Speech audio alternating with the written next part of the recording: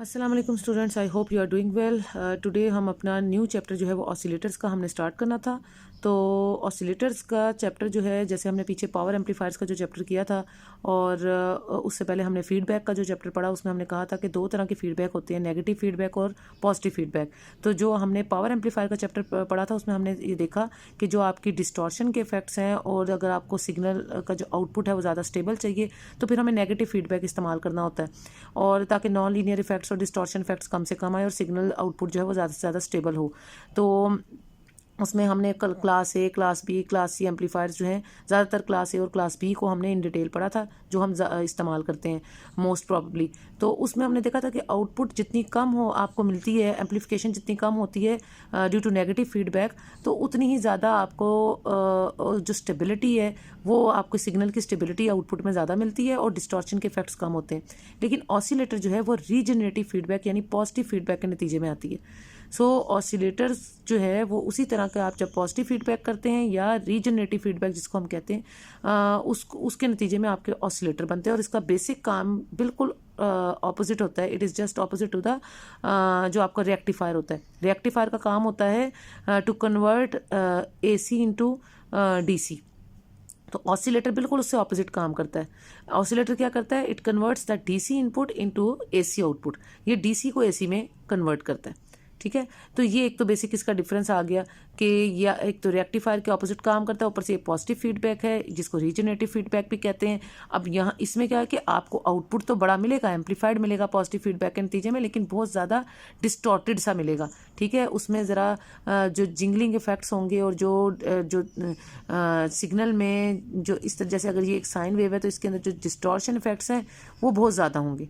ठीक है, सो ऑसिलेटर्स, एक और चीज़ जो ऑसिलेटर्स हैं आर सेल्फ सस्टेनिंग सर्किट्स हैं। सेल्फ प्रोपोर्शनल सर्किट्स भी इनको कहते हैं, यानी जो अपने आप को खुद से ही चलाते हैं। ये self sustaining circuit generating a periodic output waveform at a precise frequency and for any electronic circuit to operate as an oscillator. ये अपने आप को खुद से चला लेते हैं, यानी खुद से चलाने का मतलब है कि अगर मैं इस फिगर में आप देखें तो ये this is a basic comparison between amplifier and oscillator.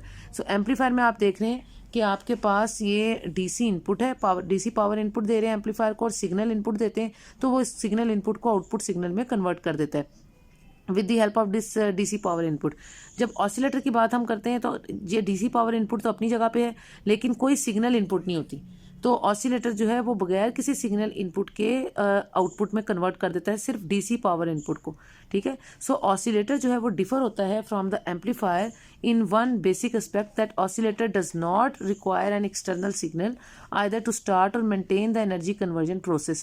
ठीक है, तो ये एक बेसिक फ़र्क है ऑसिलेटर में और एम्पलीफायर में कि आपका जो ऑसिलेटर है, और एम्पलीफायर को तो हम सिग्नल इनपुट दे रहे थे, फिर वो DC इनपुट की मदद से उसको आउटपुट में कन्वर्ट करता है।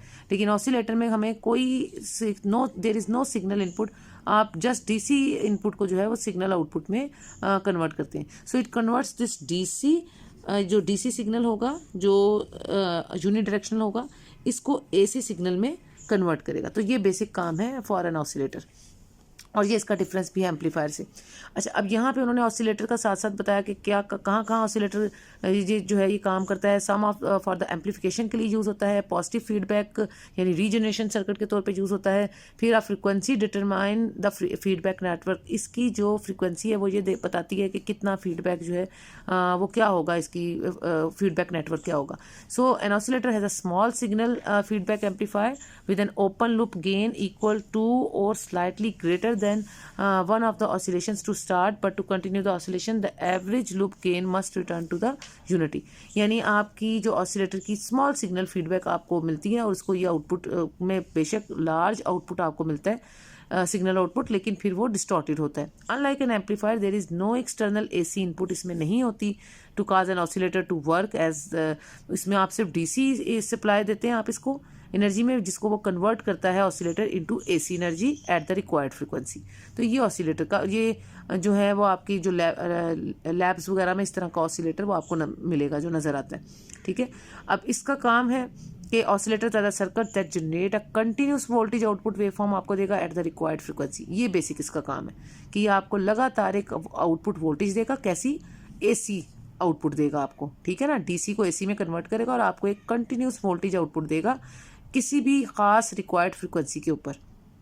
ठीक है। और ज़्यादातर जो है एलसी सर्किट हम इस्तेमाल करते हैं। आपने जो अपनी लोअर क्लासेस में एलसी जो रेजोनेंट सर्किट है वो पढ़ा होगा, जिसमें आप रेजोनेंट फ्रिक्वेंसी पढ़ते होते थे कि एफ आर जो है वो बराबर होती है 1/2 पाई और अंडर रूट एल सी। ठीक है, वेयर एल जो है वो इंडक्टर होता है और सी जो है वो कैपेसिटेंस ऑफ द कैपेसिटर होती है ना, तो एल जो है वो इंडक्टेंस ऑफ द इंडक्टर होती है। तो ये रेजोनेंट फ्रिक्वेंसी के ऊपर आप एलसी सर्किट से ज़्यादातर हम ऑसिलेशंस जो हैं वो प्रोड्यूस करवाते हैं इलेक्ट्रोमैग्नेटिक वेव्स की। ठीक है, तो यहाँ हमें उससे अच्छे ऑसिलेटर भी हम देखेंगे कि एलसी सर्किट के अलावा भी अच्छे ऑसिलेटर्स हमारे पास मौजूद हैं जो उससे ज़्यादा बेहतर जो है वो वर्क करते हैं। दिस फीडबैक नेटवर्क और इसमें हम इसको, चूंकि ये सेल्फ परपेचुअल सर्किट है तो इसमें फीडबैक नेटवर्क लगा होगा। फीडबैक नेटवर्क हमने पीछे जब देखा था तो हमने कहा था कि वहाँ पे जो the feedback network in an attenuation network which has the gain of less than 1 यानी beta is less than 1 and starts oscillation when A beta is greater than 1 which returns to unity यानी A beta is equal to 1। ए क्या होता था, amplification होती थी आपके पास, ठीक है, और बी जो है वो बीटा फैक्टर होती थी। इन दोनों का जो प्रोडक्ट होता था आपके पास ए बी फैक्टर, वो आपको जो है वो, और ये एम्पलीफिकेशन आपको गेन से मिलती है ना, तो ये ए बी जो फैक्टर होता था ये ग्रेटर देन 1 होगा तो आपको ऑसिलेशंस प्रोड्यूस होंगी। लेकिन अगर आपके पास बीटा लेस देन 1 है यानी जो फीडबैक नेटवर्क जो फैक्टर आप है, अगर वो फीडबैक का जो फैक्टर है वो लेस देन 1 है और हम कहते हैं कि ए बीटा का जो फैक्टर है, दोनों का प्रोडक्ट गेन का और बीटा फैक्टर का, वो अगर ग्रेटर देन 1 है तो इन दोनों को कंबाइंड अगर हम देखें तो हमारे पास यूनिटी के ऑलमोस्ट ये इफेक्ट आ जाता है। So a beta would be equal to 1 once the oscillations commence, यानी एक दफ़ा ऑसिलेशन स्टार्ट हो जाए तो ए बीटा इक्वल टू 1 हो जाता है। तो ये चीज़ें ऑसिलेशंस के अंदर हमने देखी, ऑसिलेटर के कैसी ऑसिलेशंस प्रोड्यूस करता है। उसके अलावा ये ऑसिलेटर उन्होंने दिखाया, ये एक एम्पलीफायर है। एम्पलीफायर में उन्होंने कहा है कि आप उसको इनपुट देते हैं और वो उसको आउटपुट में कन्वर्ट करता है, फिर आप आउटपुट से ही बीटा सर्किट लगाते हैं। बीटा सर्किट कहते हैं फीडबैक सर्किट को। तो ये जो बीटा सर्किट है ये फीडबैक प्रोवाइड करेगा एम्पलीफायर को और इस तरह से ये खुद ब खुद काम करता रहेगा। So this is the feedback amplifier which is an oscillator, क्योंकि इसमें कोई हम जो है इसको AC इनपुट नहीं दे रहे, तो जो भी इसकी आउटपुट है वही हम इसको एज एन इनपुट दे रहे हैं, यानी पूरी फीडबैक प्रोवाइड कर रहे हैं इसको, और ये DC को AC में कन्वर्ट करेगा। तो ये हम इसकी, ये सेल्फ प्रोपोर्शनल सर्किट है, तो ये एक ऑसिलेटर है। सो और ये an oscillator is a device which incorporates active and passive circuits. अच्छा, अब एक्टिव एंड पैसिव सर्किट्स का क्या मतलब है, ये मैंने दोनों की डेफिनेशन लिखी हुई है, पैसिव सर्किट्स की और एक्टिव सर्किट्स। एक्टिव सर्किट वो होते हैं जिनमें वो components which require an external power source to operate and to amplify, यानी आपने अब उसको ऑपरेट कराने के लिए और उसको एम्पलीफिकेशन कराने के लिए ऐसे सर्किट कंपोनेंट्स जिनको किसी एक्सटर्नल पावर सोर्स की ज़रूरत हो, जैसे कि ट्रांजिस्टर को, डायोड्स को, ये ऐसे सर्किट कंपोनेंट्स हैं जिन्हें कोई ना कोई एक्सटर्नल आपको पावर सप्लाई देनी पड़ेगी जिससे वो काम करेंगे, उन्हें हम एक्टिव सर्किट कहते हैं। पैसिव सर्किट कंपोनेंट्स कैसे होते हैं, ये वो सर्किट कंपोनेंट्स होते हैं which don't require any external, जिनको किसी एक्सटर्नल पावर सोर्स की ज़रूरत नहीं है काम करने के लिए। फॉर एग्जांपल रजिस्टर है, कैपेसिटर है, इंडक्टर है, ये सारे पैसिव सर्किट कंपोनेंट्स हैं जिन्हें किसी एक्सटर्नल पावर सोर्स की ज़रूरत नहीं होती। ठीक है, तो this is the basic difference. Active circuit components में जिन्हें पावर किसी सोर्स की ज़रूरत होती है, जिनमें ट्रांजिस्टर डायोड वगैरह आते हैं, और पैसिव सर्किट कंपोनेंट्स होते हैं जिन्हें किसी एक्सटर्नल पावर सोर्स की काम करने के लिए ज़रूरत नहीं है, जैसे रजिस्टर, कैपेसिटर, इंडक्टर, ये अपने ही they work by their own, वो खुद से ही काम करते हैं। ठीक है ना, तो उनको किसी पावर सोर्स की ज़रूरत नहीं होती। तो ये दोनों में इन कंपोनेंट्स की बात करें, एक्टिव सर्किट कंपोनेंट्स की और पैसिव सर्किट कंपोनेंट्स की। So active and passive circuit elements to generate sinusoidal और other repetitive wave form। repetitive मतलब बार बार। अब sinusoidal के ये एक sinusoidal मैंने आपको लास्ट लेक्चर में बताया था, ऐसे ये sinusoidal wave form है। इसके अलावा भी wave form होती है, जैसे कि एक स्क्वायर wave form है, ठीक है, और रेपिटेटिव का मतलब चलती जाएगी आगे ना, रिपीट होती जाएगी। इसके अलावा एक वेव फॉर्म होती है इस तरह की, ये सॉटूथ वेव फॉर्म है, ठीक है, रेपिटेटिव। तो ये आपके पास जिस तरह की भी वेव फॉर्म है ऑसिलेटर से आप ऑब्टेन कर रहे हैं, वो चाहे साइनोसाइडल, ये साइनोसाइडल है और ये नॉन साइनोसाइडल है ना, दोनों, ठीक है, ये स्क्वायर वेव है, ये सॉटूथ वेव है, ठीक है। तो ये इनको जो एक्टिव सर्किट जो है एंड पैसिव सर्किट एलिमेंट्स हैं, इनको साइनोसाइडल या अदर रेपिटेटिव वेव फॉर्म जो है वो बनाने के लिए ये हम डिवाइस जो इस्तेमाल करते हैं वो उसे ऑसिलेटर कहते हैं। और इसके लिए power required by the input of N amplifier is necessary less than amplified output, यानी जो आप इनपुट पावर दे रहे हैं उससे लेस होना चाहिए। It should be necessary less than the amplifier output, यानी जो एम्पलीफायर का आउटपुट आ रहा है उससे कम होनी चाहिए इनपुट, ठीक है। It is possible to make an amplifier supply its own input, यानी ये पॉसिबल है कि आप ये अपनी ही इनपुट प्रोवाइड करें, आउटपुट से ही इनपुट प्रोवाइड कर ले बगैर किसी एक्सटर्नल इनपुट के, ठीक है। So if a little of the output of the timed amplifier is fed back to the input we have an oscillator. तो अगर ज़रा सी भी उसकी आउटपुट को इनपुट पे हम दे रहे हैं तो और उसको यूज़ कर रहे हैं आउटपुट से इनपुट में, तो इसका मतलब है कि हमारे पास एक ऑसिलेटर है। तो और वो आपका एम्पलीफायर फिर ऑसिलेटर के तौर पे वर्क करेगा। दस N amplifier with suitable feedback of beta circuit, आपकी फीडबैक बीटा सर्किट की सुटेबल क्या होती है ये हमने पढ़ी अभी, it should be less than 1। तो बीटा सर्किट की सुटेबल फीडबैक होनी चाहिए लेस देन 1, और स्टार्ट्स ऑसिलेशन तब करेगा जब ए बीटा ग्रेटर देन 1 होगा ये प्रोडक्ट, और जब ऑसिलेशन स्टार्ट हो जाएंगी फिर ए बीटा का फैक्टर जो है इक्वल टू 1 यानी यूनिटी के बराबर हो जाएगा। तो ये यानी स्टार्ट कराने के लिए अगर आप ऑसिलेशन स्टार्ट कराना चाहते हैं ऑसिलेटर से, बीटा फैक्टर को लेस देन 1 होना चाहिए, और इनिशियली जब ऑसिलेशन स्टार्ट होंगी तो उसको स्टार्ट कराने के लिए ए बीटा का फैक्टर ग्रेटर देन 1 होना चाहिए। जब ऑसिलेशन चल पड़ेंगी, होने लग जाएंगी, तो फिर वो ए बीटा इक्वल टू 1 रिटर्न कर जाएगा, ए बीटा 1 के इक्वल, ठीक है। सो ये बातें 3 बातें जो है हमने यहाँ पे देखी हैं। तो thus an amplifier with a suitable feedback of the beta connected जो है across the output terminal is called an oscillator. In simple words, an amplifier with a positive feedback is या जिसको हम regenerative feedback कहते हैं, आसान अल्फाज में ऐसा एम्पलीफायर जिसके पास रीजनरेटिव या पॉजिटिव फीडबैक हो उसे ऑसिलेटर कहते हैं। तो function of the oscillator is opposite to that of rectifier, ये मैंने आपको पहले बताया। An oscillator converts DC into AC whereas rectifier converts AC into DC. तो ये बेसिक उसका फ़र्क है। ये कंपैरिजन भी मैंने आपको बता दिया था दोनों का, ठीक है, कि an amplifier produces an output signal whose wave form is similar to the input signal but whose power level is generally high. Amplifier में जो आपको आउटपुट सिग्नल मिलता है उसकी वेव फॉर्म बिल्कुल वैसी होती है जैसा इनपुट है। जैसे ये आउटपुट है ना आपको मिला, तो समझ ले ऐसा ही इनपुट होगा, कोई फ़र्क नहीं होगा। जैसा आउटपुट है वैसा ही आपके पास इनपुट होगा, वो similar to the input signal होगा, लेकिन इसकी पावर लेवल जो है ये बहुत हाई होगी, यानी पावर लेवल आउटपुट इनपुट से बहुत ज़्यादा हाई होगी। So this additional power is supplied by the external DC. और वो क्यों हाई होगी? क्योंकि आउटपुट इनपुट के तो बराबर है, तो वो जो एडिशनल पावर हाई आपको मिल रही है वो इस एक्सटर्नल डीसी की वजह से मिल रही है जो आप इसको सप्लाई कर रहे हैं, ठीक है। So hence an amplifier is essentially an energy converter, है ना। सो ये एनर्जी को कन्वर्ट करता है आउटपुट से इनपुट से आउटपुट पे। So the process of energy conversion is controlled by the input signal. और ये जो एनर्जी कन्वर्जन का प्रोसेस है वो इनपुट सिग्नल उसको कंट्रोल करता है। अगर if there is no input signal, कोई इनपुट सिग्नल नहीं होगा, so there is no energy conversion, तो कोई एनर्जी कन्वर्जन भी नहीं होगी, and hence there is no output signal, और फिर आउटपुट सिग्नल भी नहीं आएगा in case of amplifier.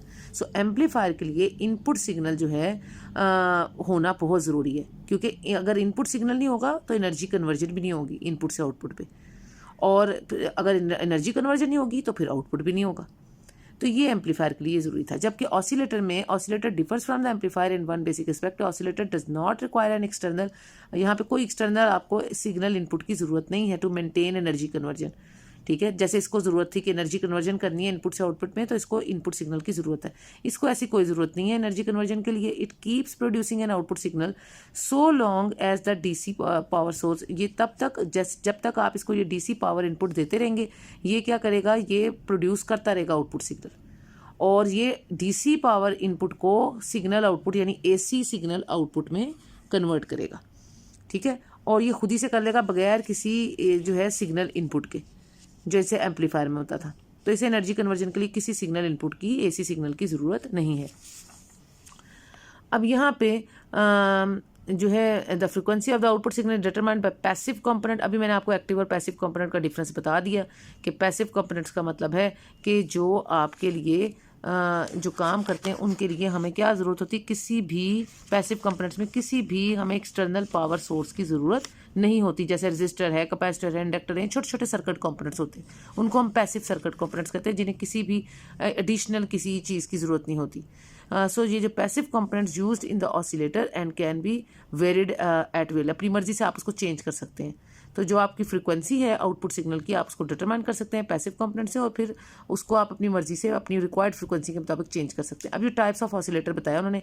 Electronic oscillators can be divided into the two classes, दो मेजर क्लासेस हैं आपके ऑसिलेटर की। जैसे मैंने अभी वेव फॉर्म्स बताई है ना, साइनोसाइडल वेव फॉर्म और नॉन साइनोसाइडल वेव फॉर्म। इसी तरह आपका ऑसिलेटर भी दो तरह का होता है, एक वो जो साइनोसाइडल वेव फॉर्म प्रोड्यूस करेगा उसे साइनोसाइडल ऑसिलेटर कहेंगे, और एक वो जो नॉन साइनोसाइडल जो है वेव फॉर्म प्रोड्यूस करेगा, यानी square wave, sawtooth wave produce करेगा, तो उसको हम नॉन साइनोसाइडल ऑसिलेटर कहेंगे।